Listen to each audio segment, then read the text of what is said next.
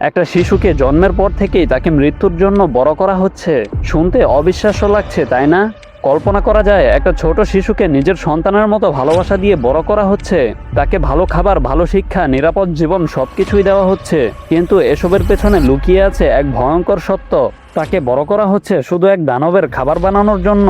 আর যাকে সে এতদিন মা বলে বিশ্বাস করেছে, সেই মানুষটা একদিন তাকে নিজের হাতে দানবের মুখে তুলে দিবে। আর সবচেয়ে ভয়ঙ্কর বিষয় হলো, শিশুর জন্মের ঠিক পরের মুহূর্ত থেকেই ঠিক করে রাখা হয় কোন দানব কাকে আর কবে খাবে।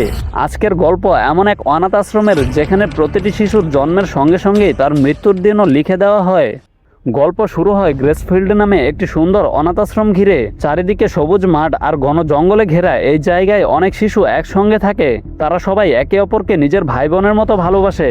এই অনাথ আশ্রমের দায়িত্বে রয়েছে ইসাবিলা নামে একজন মহিলা। সব বাচ্চারাই তাকে মা বলে ডাকে। ইসাবিলা তাদের পড়াশোনা করায় আর প্রতিদিনে তাদের আইকিউ টেস্ট নেয়। তার দাবি, একদিন যখন কোনো ফ্যামিলি এসে তাদেরকে অ্যাডপ্ট করবে, তখন যেন তারা বাহিরের পৃথিবীতে ভালোভাবে বাঁচতে পারে। তবে এই অনাথ আশ্রমে শুরু থেকেই দুটি বিষয় খুব অদ্ভুত। প্রথমত, প্রতিটি বাচ্চার গলায় একটি করে নম্বর ট্যাটু করা আছে, আর সেই নম্বর দিয়েই তাদের পরিচয় হয়। দ্বিতীয়ত, আশ্রমের চারিপাশে কাঠের বেড়া, কেউ পার হতে পারবে না। এমনকি মেন গেটের কাছে যাওয়াও সম্পূর্ণ নিষেধ। ইসাবিলা সবসময় বলে বাহিরের পৃথিবী নাকি খুবই ভয়ঙ্কর, তাই সবাইকে এই বেড়ার ভেতরেই থাকতে হবে।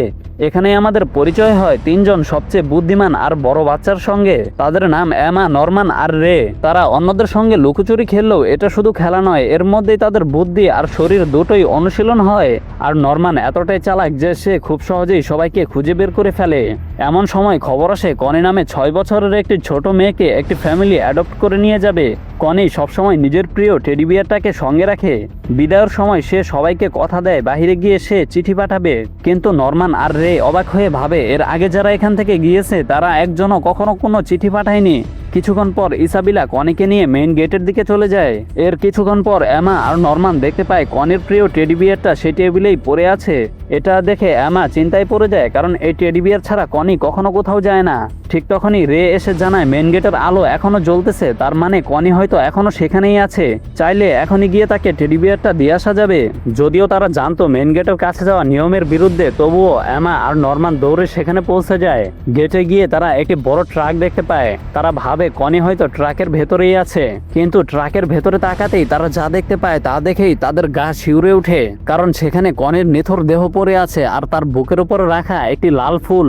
এই দৃশ্য দেখে আমার হাত থেকে টেডি বিয়ারটা মাটিতে পড়ে যায়। আর তখনই হঠাৎ কারো আসার শব্দ শুনে নরমান দ্রুত এমাকে নিয়ে ট্রাকের নিচে লুকিয়ে পড়ে। সেখান থেকে তারা দেখতে পায় দুই ভয়ঙ্কর ডিমন এসে কনির দেহ একটি পানি ভর্তি ক্যাপসুলে রেখে দেয়। আর তারা নিজেদের মধ্যে কথা বলতে থাকে যে এই জায়গার মানুষদের মাংস নাকি সবচেয়ে ভালো মানের, তাই এই বাচ্চাদের জন্ম থেকে শুধু তাদের খাবারের জন্য বড় করা হয়। এক মুহূর্তেই এমা আর নরমানের সামনে সব সত্য পরিষ্কার হয়ে যায়। এটা কোনো অনাথ আশ্রম নয়, এটা আসলে মানুষের খামার। কি অবাক লাগছে, তাই না? হ্যাঁ, অবাক লাগারই কথা, কারণ এতদিন আমরা শুনে এসেছি গরু ছাগলের খামার, মুরগির খামার, আর এখানে সোজা মানুষের খামার। তো এখানে প্রতিটি শিশুকে দানবদের খাবার বানানোর জন্যই বড় করা হচ্ছে। এরপর সেখানে এসে হাজির হয় ইসাবিলা। সবচেয়ে ভয়ঙ্কর বিষয় হলো, সে ডিমনদের সঙ্গে একদম স্বাভাবিকভাবে কথা বলতেছিল। এমনকি ইসাবিলা পরের বার তাদেরকে আরো বুদ্ধিমান বাচ্চা দেওয়ার প্রতিশ্রুতিও দেয়, কারণ ডিমনদের কাছে সবচেয়ে মূল্যবান খাবার হলো বুদ্ধিমান শিশুদের মস্তিষ্ক। ঠিক তখনই এক ডিমন বাতাসে বাচ্চার গন্ধ পেয়ে চারিদিকে খুঁজতে শুরু করে। তো টেডি বিয়ারটা দেখে সেই ডিমন মাটিতে পড়ে থাকা টেডি বিয়ারটা তুলে ইসাবিলার হাতে দেয়। টেডি বিয়ারটা দেখেই ইসাবিলা বুঝে যায় কোনো না কোনো বাচ্চা এখানে এসেছিল। তবে ভাগ্য ভালো, তারা দেখার আগেই এমা আর নরমান সেখান থেকে পালিয়ে জঙ্গলে চলে গিয়েছিল। জঙ্গলে পৌঁছে এমা কান্নায় ভেঙে পড়ে। সে বিশ্বাসই করতে পারতেছিল না, যাকে এতদিন তারা মা বলে মনে করেছে, সেই ইসাবিলাই আসলে তাদেরকে মৃত্যুর দিকে ঠেলে দিচ্ছে। তখন নরমান শান্তভাবে বলে, যদি বাঁচতে হয় তাহলে এই জায়গা থেকে পালাতে হবে। কিন্তু এমা জানায় তারা শুধু নিজেরা পালাবে না, এই অনাথ আশ্রমের প্রতিটি শিশুকে সঙ্গে নিয়ে এখান থেকে বের হবে। আর নরমানও তার এই সিদ্ধান্তে পাশে থাকার প্রতিশ্রুতি দেয়। পরের দিন ইসাবিলা সবাইকে মেইন হলে ডেকে জানায় আজ থেকে বাচ্চাদের দেখাশোনা করার জন্য আরেকজন নতুন অ্যাসিস্ট্যান্ট এসেছে। তাকে দেখেই এমা, নরমান আর রে বুঝে যায় এখন তাদের উপর নজর রাখার জন্য একজন নয় বরং দুজন হয়ে গেছে। ফলে এখান থেকে পালানো তাদের জন্য আরো কঠিন হয়ে যাবে। পরের দিন তারা একটি নতুন প্ল্যান করে সব বাচ্চাদের নিয়ে জঙ্গলে লুকোচুরি খেলতে যায়। তবে এটা শুধু খেলা ছিল না, এই খেলার মাধ্যমেই তারা সবাইকে লুকিয়ে থাকা, বিপদে শান্ত থাকা আর দ্রুত পালানোর কৌশল শেখাচ্ছিল, যেন পালানোর দিন কেউ ভয় পেয়ে ভুল না করে। সেই রাতেই এমা, নরমান আর রে গোপনে দেখা করে। নরমান বলে সে একটা বিষয় লক্ষ্য করে করেছে। তারা যত প্ল্যানই করুক না কেন ইসাবেলা যেন আগেই সব জেনে যায়। এর মানে বাচ্চাদের মধ্যে কেউ একজন ইসাবেলার হয়ে গুপ্তচর বৃত্তি করেছে। আসল গুপ্তচরকে ধরার জন্য নরমান নতুন একটি প্ল্যান করে। সে ডন আর গিল্ডাকে নিজেদের দলে নেয়। এরপর তারা দুজনকে পুরো সত্য জানায়, কিন্তু ডন প্রথমে একটুও বিশ্বাস করে না। তখন এমা কান্নায় ভেঙে পড়ে বলে তারা মিথ্যা বলতেছে না, কনি আর বেঁচে নেই। এমার চোখের পানি দেখে গিল্ডা বুঝে যায় তারা সত্যি বলতেছে, কারণ সে জানে এমা কখনো বাচ্চাদের নিয়ে মিথ্যা বলে না। এরপর ডনও তাদের কথা বিশ্বাস করে। গুপ্তচরকে ধরার জন্য নরমান, ডন আর গিল্ডাকে আলাদা আলাদা জায়গার কথা বলে, সেখানে নাকি তারা দড়ি লুকিয়ে রাখবে। গিল্ডাকে বলে বিছানার নিচে আর ডনকে বলে ছাদের পেছনে। আসলে নরমান দেখতে চেয়েছিল ইসাবেলার কাছে কোন খবরটা পৌঁছায়। সেই রাতেই অজানা এক শিশু গোপনে ইসাবেলার দরজার নিচ দিয়ে একটি সিক্রেট চিরকুট ঢুকিয়ে দেয়। সেখানে লেখা ছিল দড়িগুলো আসলে কোথায় লুকানো আছে। নরমান আসলে খুবই চালাক আর বিপজ্জনক একটা ছেলে। পরের দিন সকালে নরমান, এমা আর রে গিয়ে দেখতে পায় লুকিয়ে রাখা দড়ি সত্যি উধাও। রে সঙ্গে সঙ্গে ডন আর গিল্ডার উপর সন্দেহ করে। সে রেগে গিয়ে বলে তাদের উপর বিশ্বাস করাই ভুল হয়েছে, কিন্তু নরমান হেসে বলে না, ডন বা গিল্ডা কেউই গুপ্তচর নয়। তারপর সে শান্তভাবে রের দিকে তাকিয়ে বলে আসল গুপ্তচর হলে তুমি। এই কথা শুনে রে আর কিছু লুকায় না। সে স্বীকার করে শুরু থেকেই সে ইসাবেলার জন্য কাজ করতেছিল, কারণ সে জানতো সে এখান থেকে একা পালাতে পারবে না। তাই সে নিজের জীবন বাঁচানোর জন্য ইসাবেলার সঙ্গে একটা চুক্তি করেছিল। তার বদলে ইসাবেলা তার অ্যাডপ্ট হওয়ার সময় পিছিয়ে দিয়েছে। সে আরো জানায় কনির টেডি বিয়ারটাও সে ইচ্ছে করেই টেবিলে রেখে দিয়েছিল, আর মেন গেটের আলো জ্বলতেছে এই কথাটাও সে ইচ্ছে করেই বলেছিল, কারণ সে চেয়েছিল এমা আর নরমান নিজের চোখে সত্যিটা দেখুক, যাতে তারা পালানোর প্ল্যান করে আর সেও তাদের সঙ্গে বের হয়ে যেতে পারে। এই সত্য জানার পর এমা আর নরমান অনেক বড় ধাক্কা খায়। তবুও তারা বুঝতে পারে রে খারাপ নয়, সে শুধু নিজেকে বাঁচাতে চেয়েছিল। তাই তাকে দল থেকে বের না করে বরং তাকে ডাবল স্পাই বানিয়ে দেয়। এখন থেকে রে বাহিরে ইসাবেলার লুকের অভিনয় করবে, কিন্তু আসল খবর এনে দিবে এমা আর নরমানকে। এরপর রে তাদেরকে নিজের ঘরে নিয়ে আসে। মেঝেতে লুকানো একটি সিক্রেট জায়গা দেখায়, সেখানে সে অনেক দরকারি জিনিস জমিয়ে রেখেছিল। এর মধ্যেই ছিল গ্যাসের ক্যান আর তার নিজের বানানো একটি বিশেষ গ্যাজেট। রে জানায় এই গ্যাজেট বাচ্চাদের শরীরে লাগানো ট্র্যাকারের সিগন্যাল পুরোপুরি বন্ধ করে দিতে পারে, ফলে ইসাবেলা আর তাদের অবস্থান জানতে পারবে না। সেদিন সন্ধ্যায় রে ইচ্ছে করেই ইসাবেলার কাছে গিয়ে মিথ্যা খবর দেয়। সে বলে এমা আর নরমান নাকি তার খাবারে বিষ মিশানোর প্ল্যান করেছে। ইসাবেলা তার কথা শুনে শুধু হেসে বলে রে তুমি খুব ভালো কাজ করতেছো, কিন্তু নিয়ম অনুযায়ী কয়েক মাস পর তোমাকেও অ্যাডপ্ট করা হবে, অর্থাৎ তার মৃত্যুর দিনও ঠিক হয়ে গেছে। এই কথা শুনে রে ভেঙে পড়লেও মুখে কিছুই প্রকাশ করে না। পরের দিন 5 জন মিলে নতুন দড়ি পরীক্ষা করতে সেই বিশাল দেয়ালের কাছে যায়, কিন্তু হঠাৎ সেখানে সিস্টার ক্রোন এসে তাদেরকে হাতে নাতে ধরে ফেলে। সবাই ভাবে এবার সব শেষ, কিন্তু আশ্চর্যজনকভাবে ক্রোন বলে সে ইসাবেলাকে কিছুই বলবে না, বরং সে নিজেই চায় বাচ্চারা এখান থেকে পালিয়ে যাক। প্রথমে তার কথা কেউ বিশ্বাস করতে পারে না। তখন ক্রোন নিজের গলার দাগ দেখিয়ে জানায় তার শরীরের ভেতরে একটি সিক্রেট চিপ বসানো আছে।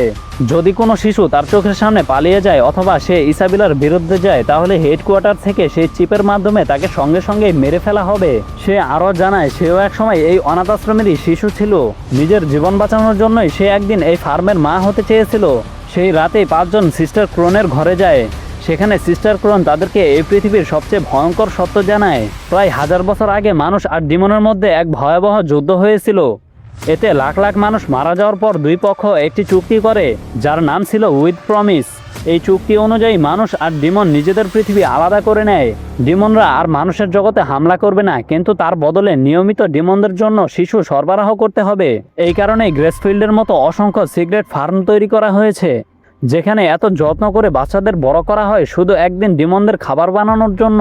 ক্রোন আরও জানায় ডিমনরা যত বেশি বুদ্ধিমান শিশুর মস্তিষ্ক খায়, তারা তত বেশি শক্তিশালী আর বুদ্ধিমান হয়ে ওঠে। আর যে ডিমনরা বুদ্ধিমান শিশুর মস্তিষ্ক না খায়, তারা ধীরে ধীরে জানোয়ারে পরিণত হয়ে যায়। এই কারণেই ইসাবেলা প্রতিদিন বাচ্চাদের পড়ায় আর তাদের আইকিউ টেস্ট নেয়। এরপর বাচ্চারা ট্র্যাকার সম্পর্কে জানতে চাইলে ক্রোন জানায় সবার কানের পেছনে ছোট একটি ট্র্যাকার লাগানো আছে। সেই ট্র্যাকারের মাধ্যমে ইসাবেলা নিজের ডিভাইসে প্রতিটি শিশুর অবস্থান দেখতে পারে। তবে এই ট্র্যাকিং ডিভাইসের কথা শুনে এমা, নরমান আর রে একটুও ঘাবড়ায় না, কারণ রের বানানো গ্যাজেট সেই ট্র্যাকারকে অকার্যকর করে দিতে সক্ষম। বাচ্চাদের মুখে কোনো ভয় না দেখে ক্রোম বুঝে যায় বাচ্চারা হয়তো সেই ট্র্যাকারকে প্রতিরোধ করার কোনো উপায় বের করে ফেলেছে। পরের দিন ইসাবেলা হাতে একটি চিঠি নিয়ে ক্রোমের কাছে আসে। সে জানায় হেডকোয়ার্টার থেকে আদেশ এসেছে ক্রোমকে অন্য একটি অনাথ আশ্রমের নতুন মা হিসেবে তাকে পাঠানো হবে। কিন্তু ক্রোম খুব ভালোভাবেই বুঝে যায় এটা কোনো প্রমোশন নয়, ইসাবেলা তার সব পরিকল্পনা জেনে যাওয়ায় তাকে পথ থেকে সরিয়ে দেওয়া হচ্ছে। অনাথ আশ্রম ছেড়ে যাওয়ার আগে ক্রম বাচ্চাদের জন্য একটি বিশেষ পেন লুকিয়ে রেখে যায়। এরপর মেন গেটে পৌঁছাতেই তার দেখা হয় পুরো সিস্টেমের সুপারভাইজার দাদির সঙ্গে। নিজের বাঁচার জন্য শেষ চেষ্টা করে ক্রম জানায় গ্রেসফিল্ডের বাচ্চারা পালানোর পরিকল্পনা করতেছে, কিন্তু দাদি তার কথা একদমই বিশ্বাস করে না, বরং সে বলে ইসাবেলা কখনোই বাচ্চাদের পালাতে দিবে না। ঠিক তখনই অন্ধকার থেকে এক ভয়ঙ্কর ডিমন বেরিয়ে আসে। দাদির ইশারায় মুহূর্তের মধ্যেই সেই ডিমন ক্রোনকে মেরে ফেলে।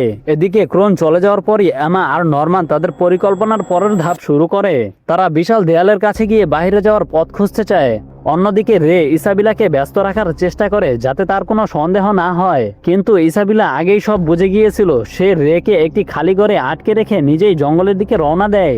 রে আটকা পড়ার পর ডন এসে তাকে মুক্ত করে দেয়। তারা দুজন দ্রুত সেই দেয়ালের দিকে ছুটে যায় এমা আর নরমানকে সতর্ক করার জন্য, কিন্তু তারা পৌঁছানোর আগেই ইসাবেলা সেখানে হাজির হয়ে যায়। সে বাচ্চাদেরকে বলে, তোমাদেরকে ভালো খাবার, ভালো কাপড়, ভালোবাসা আর নিরাপদ জীবন দেওয়া হয়েছে, তারপরেও তোমরা সবচেয়ে বড় নিয়ম ভাঙার চেষ্টা করেছো। হঠাৎ এমা পেছন থেকে এসে ইসাবেলাকে শক্ত করে জড়িয়ে ধরে আর নরমানকে চিৎকার করে পালাতে বলে, কিন্তু ইসাবেলা অসাধারণ শক্তিশালী ছিল। সে এক ঝটকায় নিজেকে ছাড়িয়ে নিয়ে এমার পা এমনভাবে মুচড়ে দেয় যে সঙ্গে সঙ্গেই তার পা ভেঙে যায়। ব্যথায় এমা মাটিতে লুটিয়ে পড়ে।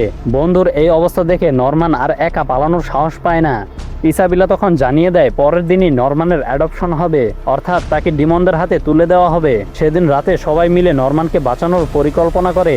রে বলে তাকে লুকিয়ে রাখা বা অসুস্থ জানানো যেতে পারে, কিন্তু নরমান রাজি হয় না। সে বলে এতে পুরো অনাথ আশ্রমের নিরাপত্তা বাড়িয়ে দেওয়া হবে। তখন আর কোনো বাচ্চা এখান থেকে কখনোই পালাতে পারবে না। নিজের বন্ধু আর ভাই বোনদের বাঁচানোর জন্য প্রয়োজন হলে সে নিজের জীবন দিতেও প্রস্তুত।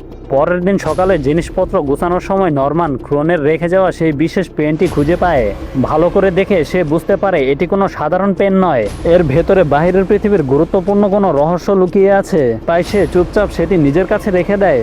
এরপর কাউকে কিছু না জানিয়ে নরমান একা সেই বিশাল দেয়ালের উপর উঠে যায়, কিন্তু উপরে উঠে সে হতবাক হয়ে যায়। দেয়ালের ওপাশে কোনো রাস্তা নেই, আছে শুধু গভীর একটা বিশাল খাদ। সেখানে পড়লে বেঁচে থাকা অসম্ভব।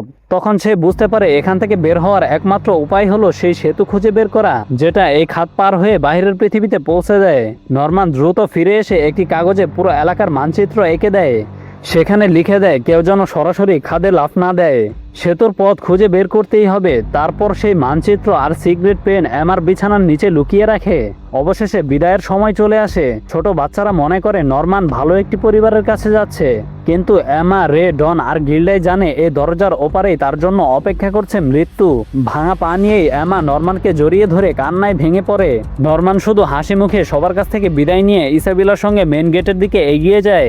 গেটের ভেতরের সিক্রেট করিডোর পেরিয়ে নরমানকে একটি ঘরের ভিতরে নিয়ে যাওয়া হয়। সেখানে তার দেখা হয় পিটার নামে এক ব্যক্তির সঙ্গে। পিটার জানায় সে এই পুরো হিউম্যান ফার্মিং সিস্টেমের প্রধান। নরমানের অসাধারণ বুদ্ধিমত্তায় মুগ্ধ হয়ে সে সবকিছুই নরমানকে বুঝিয়ে বলতে চায়, কিন্তু নরমান শান্তভাবে বলে তার আর কিছু জানার দরকার নেই। সে জানে এখানে তার কি পরিণতি হতে চলেছে, আর সে নিজের ইচ্ছাতেই বন্ধুদের বাঁচানোর জন্যই সে এখানে এসেছে। নরমানের এই সাহস দেখে পিটারও অবাক হয়ে যায়, কিন্তু নিয়ম বদলানোর ক্ষমতা তারও ছিল না। কয়েক মুহূর্ত পরেই একটি ভয়ঙ্কর ডিমন ঘরে ঢুকে নরমানের দিকে এগিয়ে যায়। অন্যদিকে অনাথ আশ্রমে এমা এখনও নরমানের জন্য কান্নায় ভেঙে পড়ে। এমার পা ভেঙে যাওয়ার কারণে সে বিছানা থেকে নড়তে পারতেছিল না। ঠিক তখনই ইসাবেলা তার কাছে এসে বলে যদি এমা পরের মা হওয়ার প্রশিক্ষণ নেয় তাহলে তাকে আর রাক্ষসদের খাবার হতে হবে না, নিরাপদ আর বিলাসবহুল জীবন পাবে সে। কিন্তু এমা বুঝে যায় ইসাবেলা আসলে তাকেও নিজের মতো কসাই বানাতে চায়, এমন একজন যে নিজের হাতে নিষ্পাপ শিশুদেরকে মৃত্যুর মুখে ঠেলে দেয়। অন্যদিকে রে নরমানকে হারিয়ে পুরো ভেঙে পড়ে। একদিন ইসাবেলা এসে জানায় যে এবার রের অ্যাডপশনের পালা, কয়েকদিনের মধ্যে তাকেও রাক্ষসদের হাতে তুলে দেওয়া হবে। তবে এই খবর শুনে রে ভয় পায় না, বরং সে এমন একটি পরিকল্পনা করে যা পুরো অনাথ আশ্রমকে কাঁপিয়ে দিতে পারে। নিজের শেষ রাতেই রে ডাইনিং হলে একা বসেছিল। এমা তাকে পালিয়ে যাওয়ার কথা বললেও রে জানিয়ে দেয় যে সে আর রাক্ষসদের খাবার হবে না। এই কথা বলেই সে নিজের গায়ে আগুন লাগিয়ে দেয়। মুহূর্তের মধ্যেই আগুন পুরো ঘরে ছড়িয়ে পড়ে। এমার চিৎকার শুনে ইসাবেলা দৌড়ে আসে। ট্র্যাকার মেশিনে সে দেখতে পায় রের অবস্থান আগুনের মাঝখানে দেখাচ্ছে। তাই সে নিশ্চিত হয়ে আগুন নিভাতে ব্যস্ত হয়ে পড়ে, কিন্তু হঠাৎই এমা অদৃশ্য হয়ে যায়। মেঝেতে কিছু রক্ত আর চামড়ার টুকরো দেখে ইসাবেলা বুঝতে পারে তাকে বোকা বানানো হয়েছে। এরপর জানা যায় নরমান যাওয়ার আগে আমার জন্য একটি গোপন পরিকল্পনা লিখে রেখে গিয়েছিল। সে আগেই বুঝে গিয়েছিল রে একদিন নিজেকে আগুনে পুড়িয়ে মারার চেষ্টা করবে। তাই সেই পরিকল্পনা অনুযায়ী এমা, ডন আর গিল্ডা গোপনে পালানোর সব প্রস্তুতি সম্পূর্ণ করে। এমনকি রেও এই পুরো পরিকল্পনার কথা জানতো না, কারণ ইসাবেলা সবসময় তার উপর নজর রাখতো। শেষ মুহূর্তে এমা রেকে আগুনে ঝাঁপ দিতে দেয়নি, বরং তার কানের পেছনে ট্র্যাকার কেটে বের করে আগুনে ফেলে দেয়। তার সঙ্গে রের পুরনো কাপড়ও আগুনে ফেলে দেয়। ফলে ইসাবেলা মেশিনে দেখে মনে করে রে আগুনের ভেতরেই আছে। আর সেই সুযোগে এমা নিজের ট্র্যাকারও খুলে ফেলে রেকে নিয়ে জঙ্গলের দিকে পালিয়ে যায়। পথে রে জানতে চায় বাকি বাচ্চাদের কি হবে। তখন এমা জানায় ডন আর গিল্ডা ইতিমধ্যেই সব বাচ্চাদের ট্র্যাকার খুলে দিয়েছে, তবে 4 বছরের কম বয়সী শিশুদের আপাতত রেখে যেতে হবে। এমা সবচেয়ে বুদ্ধিমান ছোট ছেলে ফিলকে সব সত্যি বলে প্রতিশ্রুতি দেয় 2 বছরের মধ্যে তারা আবারও ফিরে এসে সবাইকে উদ্ধার করবে। এদিকে সব শিশু সেই বিশাল দেওয়াল টপকে উপরে উঠে দেখতে পায় ওপাশে রয়েছে বিশাল এক গভীর খাদ। নরমানের আঁকা মানচিত্র একদম সঠিক ছিল। ডন দড়ি ছুঁড়ে খাদের ওপারে একটি গাছে দড়ি আটকে দেয়। এরপর একে একে সবাই দড়ি ধরে নিরাপদে ওপারে পৌঁছে যায়। অবশেষে এমা পার হতে গেলে ইসাবেলা এসে তাকে থামানোর চেষ্টা করে। সে বলে বাইরের পৃথিবীতে তারা কখনোই বাঁচতে পারবে না। কিন্তু এবার এমার চোখে আর কোনো ভয় ছিল না। সে শুধু বলে, বিদায় মা, এবার আমরা নিজেদের ভাগ্য নিজেরাই লিখব। এই বলে এমা দড়ি ধরে লাফ দেয় আর সে সফলভাবে খাদের ওপারে পৌঁছে যায়। সঙ্গে সঙ্গে ডন দড়ি কেটে দেয়। ফলে ইসাবেলার আর তাদেরকে ধরার কোনো উপায় থাকে না। ইসাবেলা চাইলে তখনও অ্যালার্ম বাজিয়ে দানবদের ডেকে আনতে পারত, কিন্তু সে তা করেনি। বরং শিশুদের সাহস আর সফলতা দেখে নিজের ছোটবেলার স্বপ্নের কথা মনে পড়ে যায়। শেষবারের মতো তাদের দিকে তাকিয়ে সে মুচকি হেসে আস্তে করে বলে, যাও নিজেদের মতো বেঁচে থাকো। এরপর ইসাবেলা অনাথ আশ্রমে ফিরে যায় আর সেখানে থাকা ছোট শিশুদের আগলে রাখে। আর অন্যদিকে এমা, রে আর বাকি সবাইও জঙ্গল পেরিয়ে অবশেষে মুক্ত পৃথিবীর দিকে যাত্রা শুরু করে। আর এভাবেই এই গল্প শেষ হয়ে যায়। তো ভিডিওটি ভালো লাগলে ভিডিওতে একটি লাইক করে সুন্দর একটি কমেন্ট করে জানিয়ে যাবেন যে এই ভিডিওর কোন অংশটি আপনার কাছে সবচেয়ে বেশি ইন্টারেস্টিং লেগেছে। আর আপনি যদি আমাদের চ্যানেলে নতুন হয়ে থাকেন তাহলে চ্যানেলটি সাবস্ক্রাইব করে পাশে থাকা বেল আইকনটি বাজিয়ে দিন। তো সবাই ভালো থাকবেন, সুস্থ থাকবেন। দেখা হচ্ছে পরবর্তী আরও একটি রহস্যময় ভিডিওতে।